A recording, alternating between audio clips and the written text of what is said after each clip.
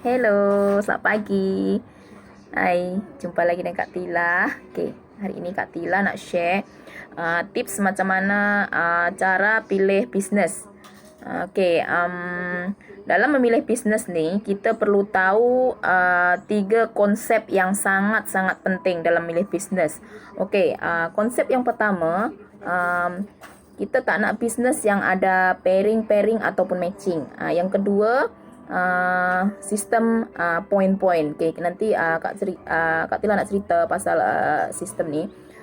Yang ketiga iaitu sistem orang tengah. Okay, kebanyakannya orang dekat luar sana, macam ramai orang, dia akan memilih bisnes yang ada point-point, ada pairing dan ada orang tengah. Okay, bisnes pairing ni macam mana? Bisnes pairing ni macam you nak kena cari orang. Contoh, you nak kena cari bawah satu kaki awak. Lepas tu ada lagi satu kaki awak. Maksudnya dua kaki ni nak kena buat sales yang sama. Contoh macam satu orang ni, si A ni nak kena buat sale dalam 1,000, yang B 1,000 baru you dapat bonus. Tapi kalau contoh satu tak dapat tak dapat sales yang sama, tak akan dapat bonus. Okey, mungkin bulan pertama mungkin boleh sama, macam si A dapat sales 1,000, si B pun dapat sales 1,000, so you dapat bonus. Tapi untuk bulan kedua, contoh si A sale dia mungkin dapat 2,000, tapi yang si A ni si B ni dia tak dapat mencapai target sampai 2,000, so you tak akan dapat bonus. Tapi si A ni dah penat-penat buat sale penat-penat buat sale dalam 2,000. So macam mana? Rugi kan, penat kan.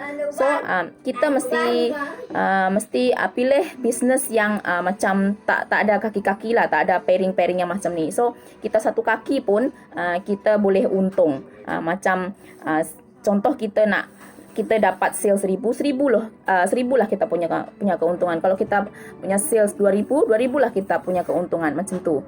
So yang kedua iaitu konsep orang tengah. Orang tengah tu macam contoh penjual nasi lemak. Okey, saya contohkan sebagai Siti. Siti ni penjual nasi lemak. Lepas tu Siti ni jual nasi lemak dalam harga contoh macam RM2,5 lah.